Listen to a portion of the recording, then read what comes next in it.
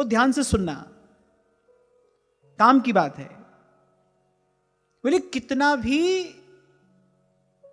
सुंदर श्रेष्ठ ज्ञान क्यों ना हो, लेकिन अगर भगवान की भक्ति से विहीन है, भक्ति नहीं है। भक्ति माने कृष्ण नाम जपते श्रवण परवाली, भूल गई भौन में तो बावरी भई।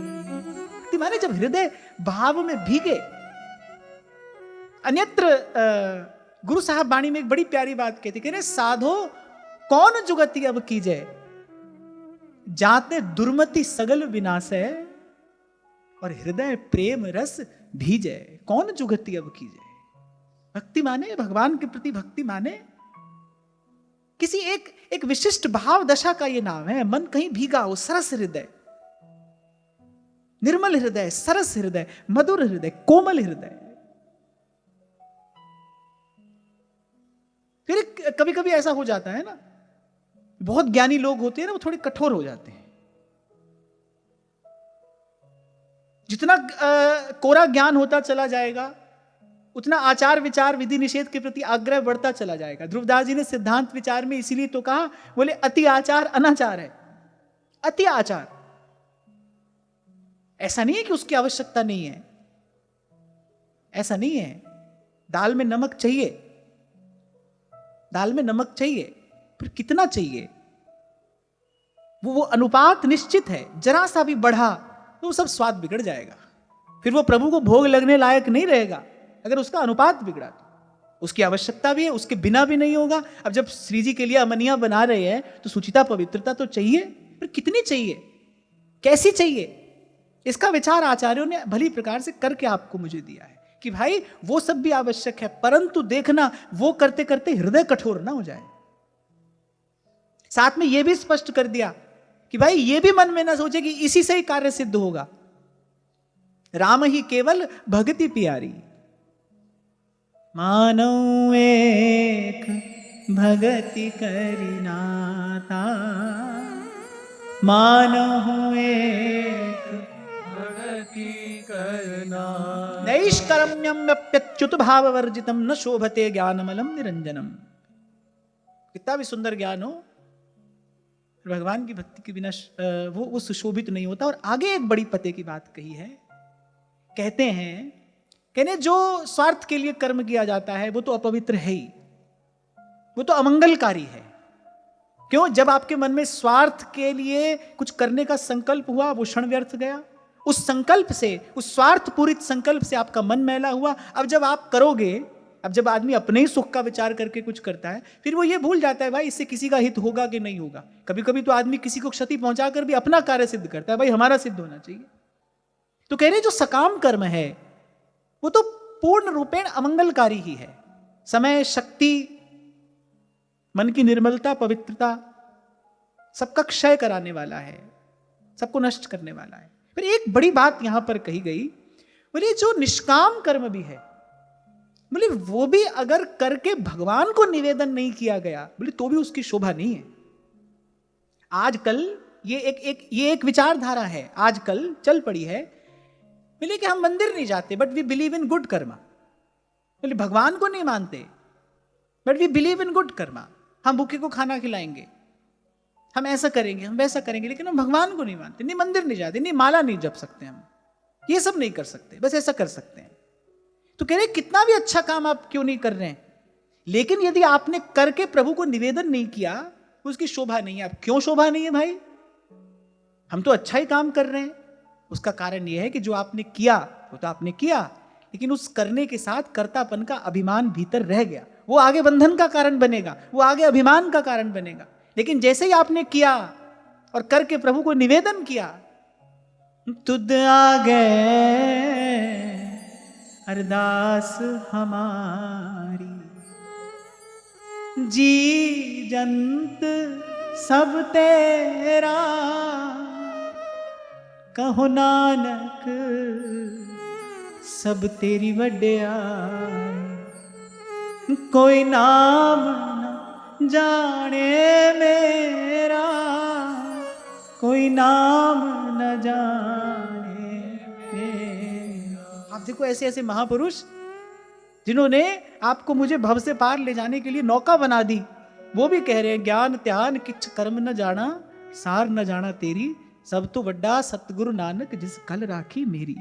करते गए और जो किया वो प्रभु के चरणों में निवेदन करते गए। मुझसे भया न होएगा साहिब करता मुँह। अरे सब छोड़ो, मैं बिल्कुल बोलचाल की भाषा में आपको ये कहता हूं, सर पर आपके बड़ी भारी कोई गठरिया रखी हो, भले उस गठरिया में सोने की ईंट क्यों ना हो, पर बड़ी भारी गठरिया सर पर रखी है तो आराम मिल सकता है। अब कोई सोचे भी चलो हो ठीक है, अच्छी बात है, अगर सोने की गठरिया हो, भूल जाना कोई सुख मिलेगा, उसमें चिंता और होगी। कंकर पत्थर है तो कोई चिंता नहीं है, सोने की गठरिया है तो और बड़ी चिंता है और क्लेश है। कैसा भी बोझ सर पे रखा हो तो क्या किसी को आराम मिल सकता है? ऐसे ही कर्तृत्व है, ऐसे ही कर्तापन है, ऐसे ही मैंने किया, ये बोझ है। जब तक ये सर पर रहेगा तब तक किसी को विश्राम नहीं मिल सकता। संत क्यों मौज में रहता है? वो तो कहता है मेरा मुझ में कुछ नहीं, जो कुछ है सो तोर, तेरा तुझको सौंपते क्या लागे है। हमारे यहां कितना भी श्रेष्ठ अनुष्ठान क्यों ना हो, कर देने के बाद यही तो कहते हैं त्वदीयम वस्तु गोविंद तुभ्यमेव समर्पय, आपकी वस्तु आपको अर्पण है। हम तो बस आपसे प्रार्थना कर सकते हैं कि किसी भी प्रकार से आप हमको अपनी सेवा में बनाए रहें। तुद आ गए अरदास हमारे। और भाई समर्थ स्वामी रामदास जी ने छत्रपति शिवाजी को यही दृश्य तो दिखाया था। जब उनको लगा राज्य में अकाल पड़ा, उन्होंने अपना भंडार खोल दिया। ऐसे बैठे बैठे विचार कर रहे थे, बोले अगर मैं नहीं होता तो ये सब प्रजा भूखी मर जाती। ऐसे एक विचार आया मन में, बोले हम नहीं होते सब प्रजा भूखी मर जाती। अब उस समर्थ गुरु के शिष्य हैं, गुरु को चिंता हुई, बालक को रोग हो जाए तो मां को चिंता होती है ना। गुरुदेव पहुंच गए और फिर दिखाया वो दृश्य। झोले में पत्थर था, पत्थर का टुकड़ा ऐसे ही गिरा नीचे, और जब पत्थर का टुकड़ा वो जब टूटा तो उसमें एक छोटा सा नन्हा सा कीट पानी पी रहा है। और छत्रपति आश्चर्यचकित हो गए, बोले यहां इसको जल देने वाला कौन है, किसने इसकी व्यवस्था कर दी यहां? और समर्थ स्वामी मुस्कुराते हुए कहते हैं, बोले अवश्य तुम्ही ने की होगी, क्योंकि आजकल तो धरती पर दाता तुम ही हो, तुम्ही ने ये व्यवस्था की होगी। तब लज्जित हो गए, अपनी अपनी भूल समझ में आ गई, यहां भूल हुई हमसे। भाई वो दे रहा है तो आप और मैं दे रहे हैं ना, वो दे रहा है, देनहार कोई और है। मैं तो कहता हूं भाई, किसी ने बड़ा सुंदर चित्र बनाया, उसको बड़ा नाम यश प्रतिष्ठा मिली, पर वो ये न भूले कि इस चित्र को बनाने के लिए रंग मुझे प्रकृति ने दिए हैं। यहां कोई भी रचना आपकी मेरी नहीं है, प्रभु के बिना यहां कोई कार्य नहीं हो सकता, कोई कार्य नहीं हो सकता। छोटे से छोटा, बड़े से बड़ा कार्य आप देख लीजिए, प्रभु के बिना नहीं हो सकता, प्रकृति के बिना नहीं हो सकता। तभी हनुमान जी ने कहा, नाथ ना कछु मोर प्रभुताई, सो सब तब प्रताप रघुराई।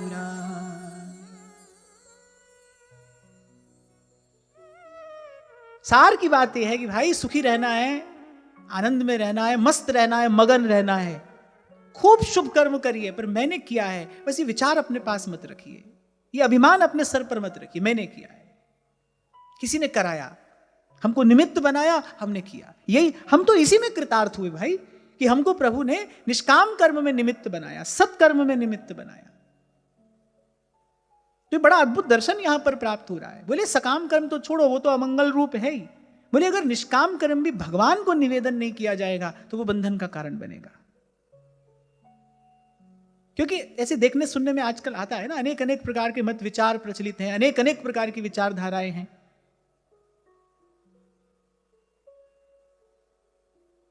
एक बात बताओ, एक आदमी बहुत अच्छा काम कर रहा है, लेकिन वो कहता है भाई नहीं, मैं भगवान को नहीं मानूंगा।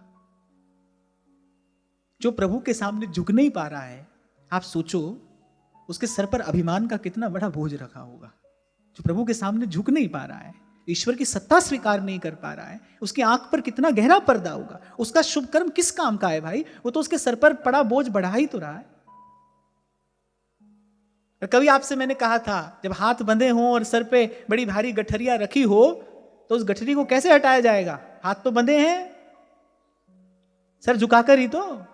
ऐसे ही प्रभु के सामने जब सर झुका दिया जाता है, तेरा तुझको सौंपते क्या लागे है मोह, क्या लागे है मोह। हमको तो भाई इन संतों से यही आर्ट ऑफ लिविंग समझ में आई, यही सीखा हमने, तो करते चलिए और प्रभु के चरणों में निवेदन करते चलिए।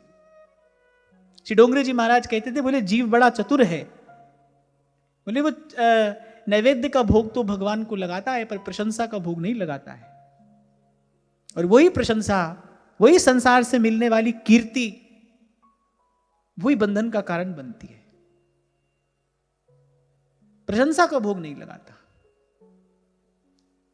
और केवल कहने में ना हो ये बात, आपका मन इसको स्वीकार करे, आपका मन स्वीकार करे कि कहो नानक सब तेरी वड्याई, कोई नाम न जाने मेरा।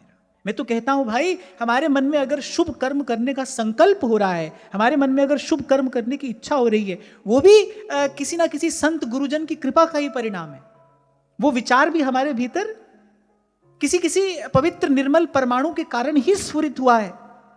ये जो मैं आपसे कई बार कहता हूं ना कि वहां एकांत में गिरिकंदराओं में जो ऋषि मुनि तप कर रहे हैं लोक के कल्याण के लिए, लोक के मंगल के लिए, उनके भजन के जो परमाणु हैं वो स्फुरित कराते हैं आपके मेरे मन में शुभ संकल्प। सेवा का भाव जो हमारे मन में आता है, ये भी संतों का ही प्रसाद है, इन्हीं की कृपा है। संत चरण रेण मंजन, नानक पावे सुख अनेक। संत चरण रेणु मंजन। आप देखो, आप विचारो, आप बुद्धिमान लोग हो, व्यवहार में रहते हो और व्यवहार सिद्ध हो, व्यवहार कुशल हो। आप देखो इस सारे अस्तित्व में संत के अतिरिक्त निष्काम कर्म करता आपको कौन दिखाई पड़ता है? परमार्थ का अनुष्ठान कौन कर रहा है संतों के अतिरिक्त? आप में तो भाई अपने खाने कमाने में लगे।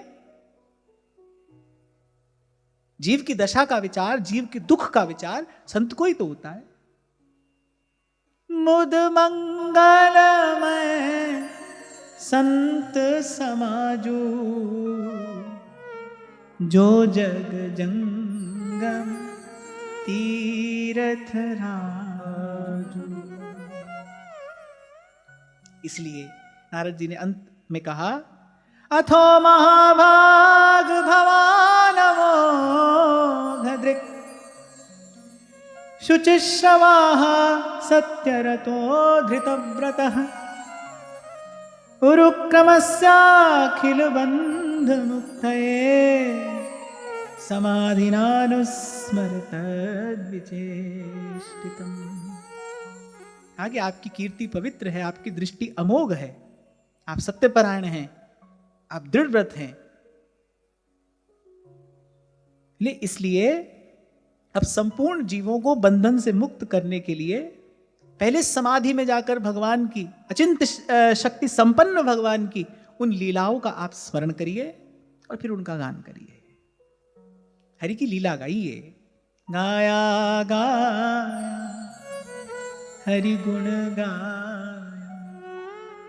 काल व्याल सो बाँची। कुछ ऐसा कहिए जो कभी पुराना ना पड़े, जो कभी बासी ना हो जाए। दिने दिने नवम नवम। एक बार जब हम श्री कृष्ण लीला का चिंतन कर रहे थे, मैंने आपसे कहा था ना, जैसे मान लो जो भगवान की कालिया को नाथने की लीला है, और ऐसा मुझसे किसी बड़े भजनानंदी संत ने कहा था। उसने कहा था मन कभी बहुत चंचल हो रहा हो, मन में बहुत बहुत संकल्प विकल्प उठ रहे हों, मन में बड़ी दौड़ भाग हो, कह रहे तब कुछ क्षण के लिए लाल जी की इस लीला का चिंतन करना चाहिए। आप इस लीला का चिंतन करिए। हजार हजार फण हैं कालिया के, हर फण से विष उगल रहा है। वो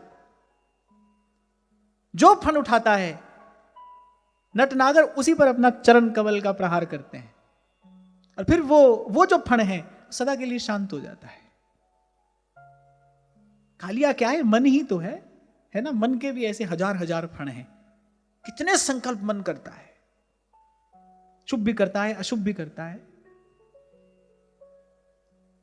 पर जब श्री कृष्ण अपना चरण कमल पधराते हैं, तब शुभ अशुभ दुर्ग विध्वंसी बल, तब जयति जयति जग उच्चरे। ऐसे जो भगवान की लीला कथा है, मन के विकार दूर करने वाली है। आप जितना उसका चिंतन करेंगे, जितना उसका स्मरण करेंगे, जितना उसका गान करेंगे, आप देखेंगे धीरे धीरे अंतःकरण निर्मल होता ही चला जाएगा। इसीलिए कहा भगवान की लीला अमोघ है। फिर आगे देवर्षि सावधान भी करने हैं, ततोन्यथा किंचन यद्विवक्षतः पृथग् दृशस्तत्कृत रूप नामभिः न कुत्रचित् क्वापि च दुस्थिता मतिर्लभेत वाताहतनूरिवास्पदम्। बोले जो भगवान की लीला के अतिरिक्त कुछ और फिर कुछ और कहने सुनने का प्रयास करता है, बोले उसकी बुद्धि जो है वो अनेक अनेक नाम रूपों में उलझ जाती है।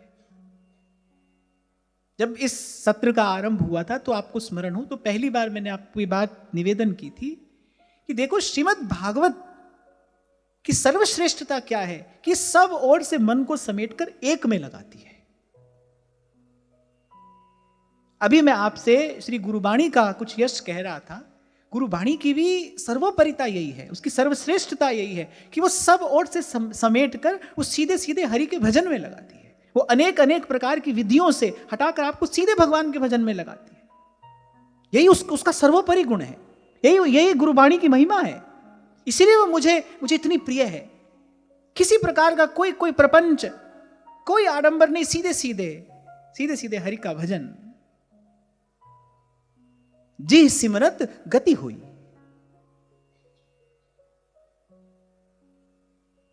कह नानक बिन हरि भजन, कह नानक बिन हरि भजन, जीवन कोने काम,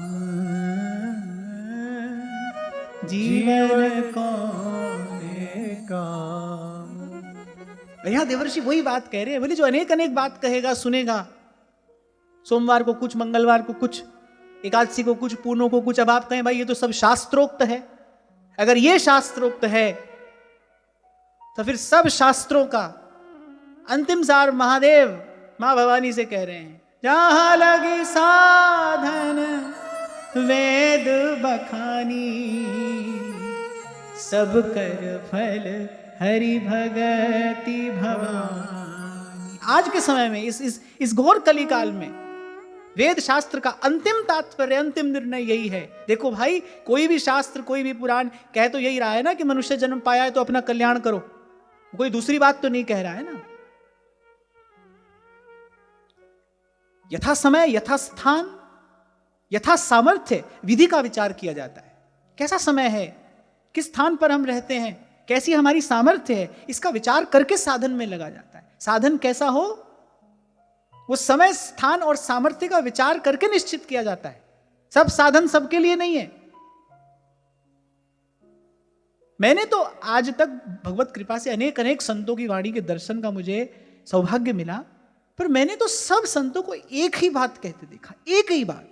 उनके शब्द अलग अलग हैं, उन्होंने अलग अलग भाव से वो बात कही है, बात एक ही बात कही है। बड़ी सुंदर बात रैदास जी कहते हैं, रैदास रात ना सोइए, दिवस न करिए बाद, अहनिस हरि जी सिमरिए, छाड़ सकल प्रतिभा। फिर सब वाद विवाद छोड़कर जिनको इस काम में रस आ रहा है उनको करने दो। अपने को खंडन मंडन किसी का नहीं करना है। जो जहां जो कह रहा है वो ठीक है, ठीक ही होगा। लेकिन रैदास रात न सुइए और दिवस न करिए बाद, निस दिन हरि जी सिमरिए, छाड़ सकल प्रतिभा। गोस्वामी जी की जो मानस है वो भी सब वेदों पुराणों का सार है। उसकी एक एक चौपाई, एक एक दोहा मंत्र है। त्रिलोकीनाथ भगवान शंकर ने अपने त्रिशूल से दस्तखत किए हैं, सत्यम शिवम सुंदरम लिखा। हनुमान चालीसा में भी गोस्वामी जी बता रहे हैं आपको, मुझे होए सिद्धि साखी गौरीसा। गौरी शंकर भगवान साक्षी है इस बात के। अब किसी ग्रंथ में झूठी बात लिखी हो, हमसे कोई कहे आप दस्तखत कर दे, तो हम क्यों करेंगे?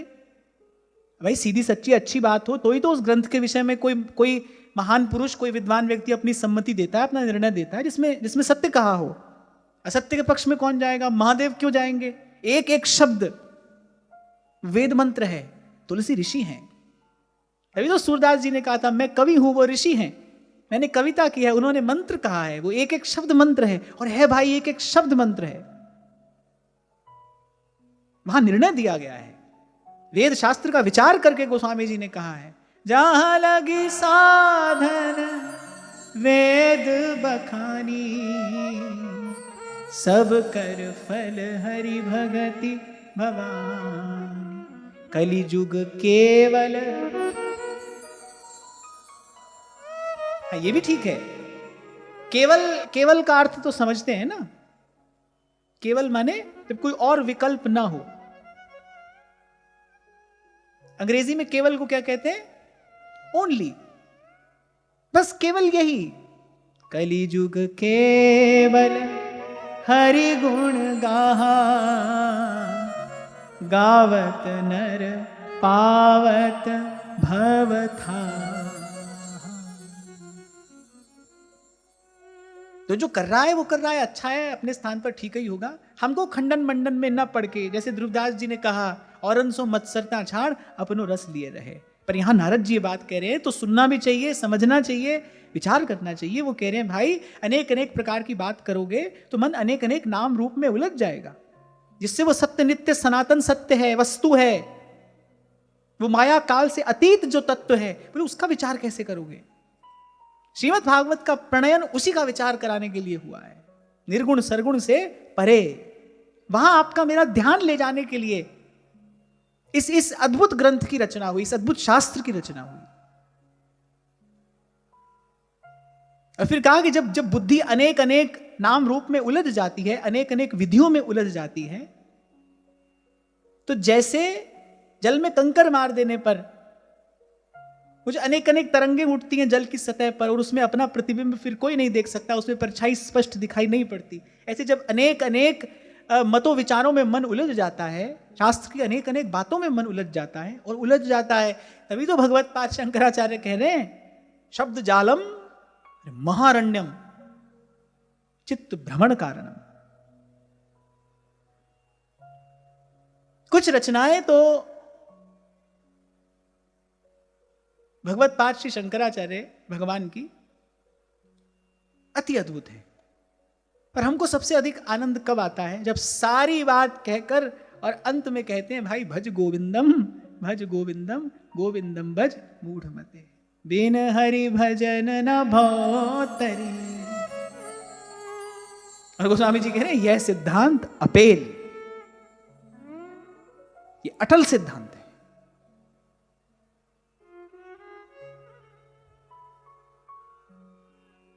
और फिर अब जब व्यास जी ने पूछा ही लिया, तो नारद जी ने कहा कि भाई एक आध जो कमी रह गई है इनकी रचनाओं में, वो भी इनको हम बता देते हैं। अब जब ये पूछ रहे हैं तो हम बता देते हैं। अच्छा, भक्त भगवान की आज्ञा में रहता है। नारद जी परम भागवत हैं, वो भगवान वेदव्यास है, पर जैसे नारायण के मन में इच्छा हुई मल्ल युद्ध करने की, उन्होंने जय विजय से कहा, बोले हमसे लड़ो। अब बोले प्रभु हम सेवक हैं, हम आपसे कैसे लड़ सकते हैं? भगवान ने कहा क्योंकि हमारी इच्छा है इसलिए लड़ो। तुम सेवक हो, हम स्वामी हैं, स्वामी की प्रत्येक इच्छा पूर्ण करना सेवक का यही धर्म है, यही कर्तव्य है। अब हमारी इच्छा करिए कि हमसे लड़ो तो लड़ो। अब वो नहीं माने। ठाकुर जी ने कहा हमारी बात नहीं मानोगे तो एक बार नहीं 3 बार लड़ना पड़ेगा। कर दी ठाकुर जी ने लीला, बोले अब लड़ो, हमसे लड़ना पड़ेगा क्योंकि हमारी इच्छा है। स्वामी की इच्छा, उठ जाओ तो उठ जाओ, बैठ जाओ तो बैठ जाओ, फिर प्रशंसा करो तो प्रशंसा करो, फिर गाली दो तो गाली दो। सेवक का धर्म तो यही है, सबते सेवक धर्म कठोरा। जो निष्काम सेवक है वो तो भाई ऐसा ही होता है।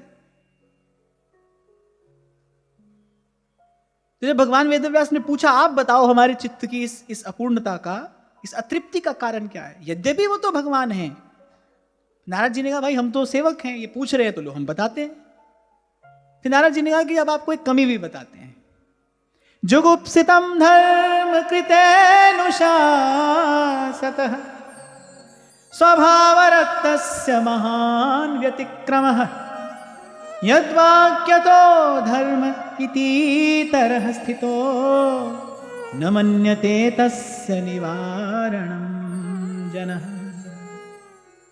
और बोले एक भूल आपसे ये भी हो गई कि आपने कहीं कहीं यज्ञ याग आदि में पशु बलि आदि विधियों का भी वर्णन कर दिया। कलयुग का मनुष्य वैसे ही घोर तमोगुणी होगा, आसुरी वृत्तियों के लोग अधिक होंगे। तो बोले वो आपके इन्हीं वाक्यों को प्रमाण मानकर बोले इसी को सद्मार्ग समझ लेंगे, और इससे तो लोक की बड़ी हानि हो जाएगी। बोले आपने कहीं कहीं पर कुछ ऐसी विधियों का भी वर्णन कर दिया है। भगवान वेदव्यास ने कहा, हाँ बात तो ठीक है।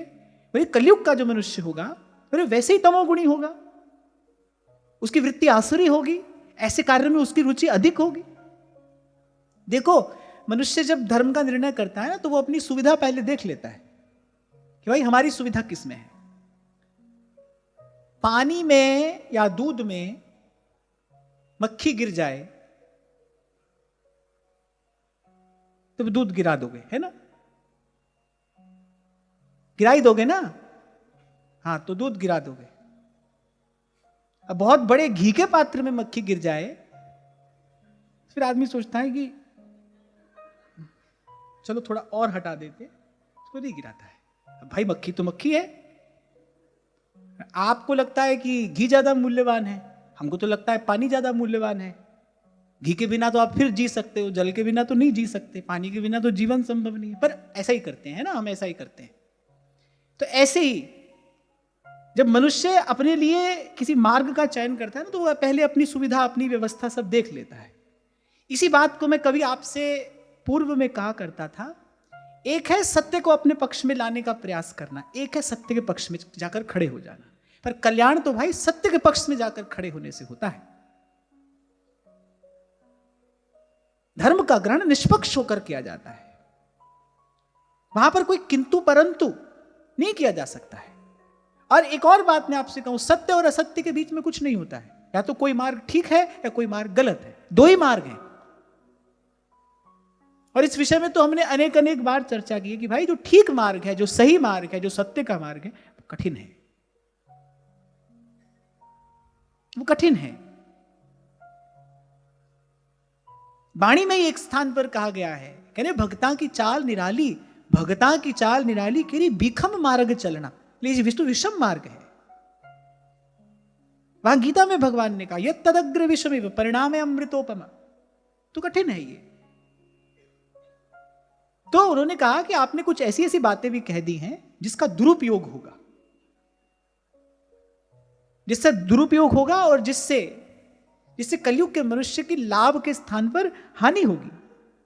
बोले वो निंदित कर्मों को ही मुख्य धर्म समझकर अपने जीवन में उसका पालन करने लगेंगे। और आज ऐसी अनेक अनेक विचारधाराएं चल पड़ी जो अपने आप को शास्त्र से प्रमाणित कहती हैं। इसी प्रकार के वाक्यों का दुरुपयोग ही है वो इसी प्रकार के वाक्यों का दुरुपयोग है। देखो भाई, बहुत सरल शब्दों में मैं आपको कहूं, सीधा सच्चा रास्ता वही है जो अपने मन प्राण भी शीतल करे और जिससे किसी दूसरे को भी सुख पहुंचे। और इससे भी आगे जाकर मैं कहूं कि अपने मन को थोड़ी देर के लिए सुख ना भी मिले, पर वो कभी किसी के लिए तो पीड़ा का कारण ना बने। परहित सरस धर्म नहीं भाई, पर पीरा सम नहीं अधमाई, पीरा सम नहीं अधमाई। विचक्षणोऽस्यार्हति वेदितुं विभोरनन्त पारस्य निवृत्तितः सुखम् प्रवर्तमानस्य गुणैरनात्मनः ततो भवान् दर्शय चेष्टितं विभो। और फिर नारद जी कहने लगे, बोले भाई ज्ञानी पुरुष तो कोई कोई होता है, कोई बिरला होता है, कोई होता है जिसके पास नित्यानित्य वस्तु विवेक होता है, जिसको सत असत का बोध होता है, कोई होता है। और या फिर कोई संत, कोई जागा हुआ संत किसी को जगा दे तो बात दूसरी है। आप देखो कितने वर्ष व्यास जी यही वेद शास्त्र के अध्ययन चिंतन में लगे रहे, शास्त्रार्थ में लगे रहे, पर सत असत का बोध कहां हुआ। केवल जानते ही तो थे ये सत्य है ये असत्य है, पर उनका आचरण तो उससे नितांत विपरीत हो रहा था। कहते सुनते भी बात समझ नहीं आती। तुलसी बाबा कहते कहत सुनत दशा हृदय नहीं आवे। इसीलिए उपनिषद का वाक्य है, नायमात्मा प्रवचनेन लभ्यो न मेधया न बहुना श्रुतेन। जरूरी नहीं है कि बहुत सुंदर सुंदर बढ़िया बढ़िया बात बोलने वाला अपने जीवन में उसका आचरण कर ही रहा हो, कोई जरूरी नहीं है ये। और कोई जरूरी नहीं है कि 10 20 50 साल आपने सुन लिया, सुनकर आप समझदार हो गए, ये भी कोई आवश्यक बात नहीं है। नायमात्मा प्रवचनेन लभ्यो न मेधया न बहुना श्रुतेन यमे वैश वृणुते तेन लभ्य। जिसको कोई जागा हुआ महापुरुष मिल जाए, कोई करनी वाला संत मिल जाए, कोई जीवन मुक्त महात्मा मिल जाए, वो जाग जाए तो बात दूसरी है। नहीं तो मोह निशा सब सोवन हारा परत ताही जम फंद। कह नानक बिन हरि भजन, कह नानक बिन हरि भजन परत ताही जम फंद। सभी इसी फंदे में बंधे हैं भाई। प्रपंच बंच सब काल व्याल को खायो, इसी में बंधे हैं सब। तो नारद जी ने कहा वो तो कोई एक आध होता है। आपने सब बात कह दी, अब भाई इसमें से क्या उचित है क्या अनुचित है, हमारे लिए क्या ग्रहण करने योग्य है क्या नहीं। नारद जी ने कहा भाई ऐसी बुद्धि ऐसा विवेक तो किसी बिरले के पास होगा, और जिसके पास होगा बोले उसको इस सब की आवश्यकता नहीं होगी। वो तो अपने शुभ संकल्प से और उचित साधन में लग जाएगा।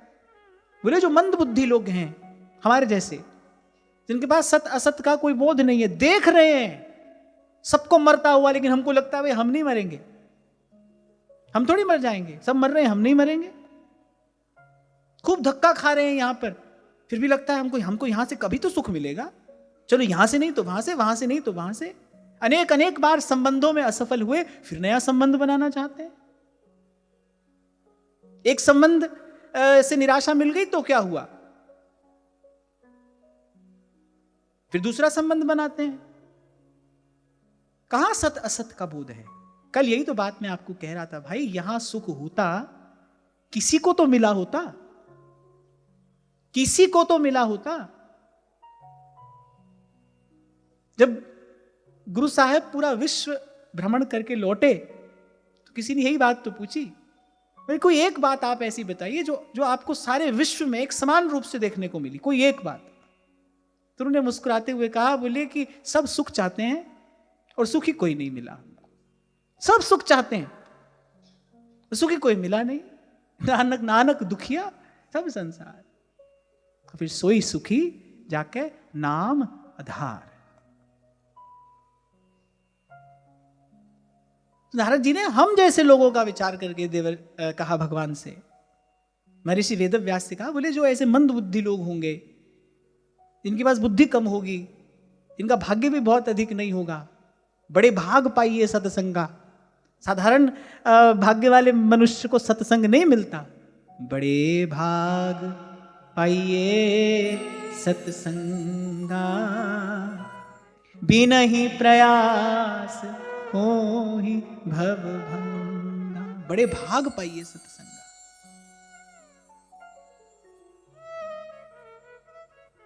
तो उनका विचार करके कुछ करिए।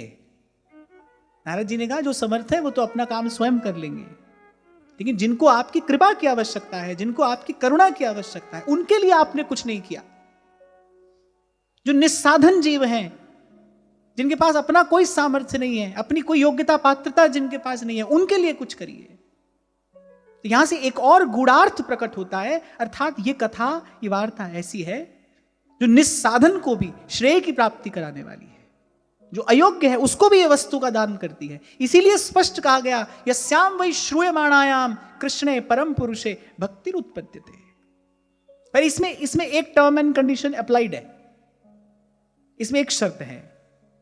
वो कह रहे हैं कि सुनने वाला योग्य हो अयोग्य हो, पात्र हो अपात्र हो, बोले इसका विचार नहीं है, लेकिन सुनाने वाले का लक्ष्य पवित्र होना चाहिए।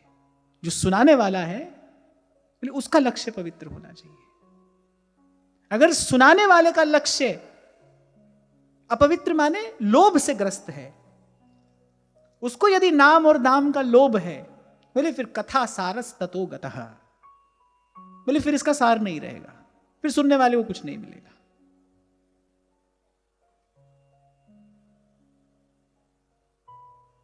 तो आज की चर्चा से सार की बात ये हाथ में आई कि भाई पहली बात तो स्वार्थ से युक्त जो कर्म है वो तो अमंगलकारी ही है, उससे तो सदा हानि ही हानि है। वो जो थोड़ी देर का जो लाभ आपको दिखाई पड़ रहा है, भूलना नहीं, वो समय की हानि करा रहा है। वो 2 कौड़ी की वस्तु आपको देकर और अमूल्य समय आपसे लेकर जा रहा है। एक एक तब श्वास का 3 लोक नहीं दान।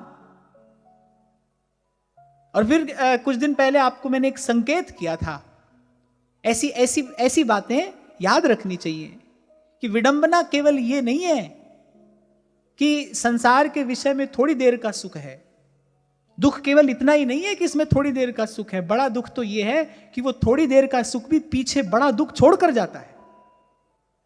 फिर फांसी ऐसी पर है तीसम दुख ना हुई, वो बड़ा दुख पीछे छोड़कर चला जाता है। तो जो सकाम कर्म है वो तो हर प्रकार से अमंगलकारी ही है, अशुभ ही है, अपवित्र ही है, मन को मैला करने वाला है। लेकिन कोई निष्काम कर्म में भी लगा है, पर वो जब तक भगवान को निवेदन नहीं किया जा रहा है, जब तक प्रभु के चरणों में उसका सविनय निवेदन नहीं किया जा रहा है, बोले तब तक भी उसकी शोभा नहीं है। कहने का तात्पर्य, सार की बात यह है, भाई भीतर हो या बाहर, जब तक इस जीवन में किसी संत की कृपा से भगवत भाव का आगमन नहीं होता, तब तक ये जीवन अशुभ ही है, ये अमंगल स्वरूप ही है, ये पुनः पुनः संस्कृति में डालने वाला ही है, ये जन्म मरण के बंधन में गिराने वाला ही है। कर कृपा संत मिले मोहितिन ते तीरज पाया, संती मंत दियो मोह निर्भय, गुरु का सबद कमाया। जीत लए ओहि महा बिखादी, सहज सुहेली बाणी, कहो नानक मन भया परगासा, पाया पद निर्वाणी। पाया पद निर्वाणी, जहां जाकर लौटना नहीं होता। यद गत्वा न निवर्तन्ते, यहां जाकर फिर आना नहीं होता, यहां पहुंचकर फिर जीना मरना नहीं पड़ता। कहो नानक मन भया परगासा, पाया पद निर्वाण।